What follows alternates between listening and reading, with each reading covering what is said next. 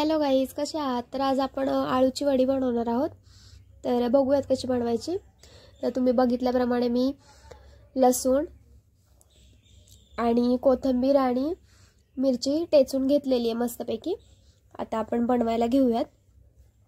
तर डाळीचं पीठ घेतलेलं आहे, त्याच्यामध्ये आता सगळं आपण टाकून घेणार आहोत.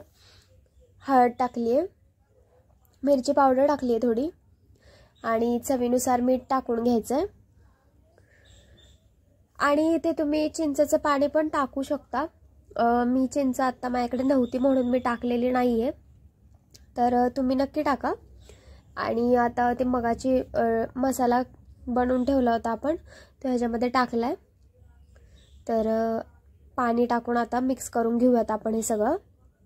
आणि खूप मस्त होते ही आळूवडी, मस्त कुरकुरीत होते. तर नक्की तुम्ही ही रेसिपी बनवून बघा, नक्की ट्राय करा. आणि कशी वाटली मला नक्की कमेंट बॉक्समध्ये सांगायला विसरू नका. आणि आपल्या चॅनलला तर प्लीज सबस्क्राईब करा. तर मळून घेऊयात आता आपण मस्तपैकी, आणि एकजीव मळून घेऊयात. बघू शकता अशा पद्धतीने मळायचं. आणि मळून झालं की मग आळूची पानं घेतली होती मी, तर एक एक करून त्या आळूच्या पानांना आपण हे जे बनवलेलं बॅटर आहे ते लावणार आहोत. हे सगळं डाळीचं पीठ वगैरे जे आपण मिक्सचर बनवलं आहे याचं, ते आपण त्याला लावून घ्यायचं आहे. बघू शकता तुम्ही पुढे अशा पद्धतीने. तर आता पीठ आपलं बनवून झालेलंच आहे, तर लागेल तसं पाणी. तर अशा पद्धतीने आता आळूच्या पानांना आपण जे मगाशी तयार केलेलं ते बॅटर आहे ते लावून घ्यायचं. डाळीचं पीठ पूर्ण अशा पद्धतीने बघू शकता पूर्ण पानावरती लावायचं आहे. आणि एकावरती एक पान ठेवून परत आपण डाळीचं पीठ लावणार आहोत तयार केलेलं. आणि मग असं लावून झालं की, आणि दोनच पानांची लेअर करून मग लावायचं. आणि मग आता दुमडून घेऊयात आणि त्याच्या आतमध्ये पण लावून मग त्याला चिटकवून टाकूयात. बघू शकता अशा पद्धतीने.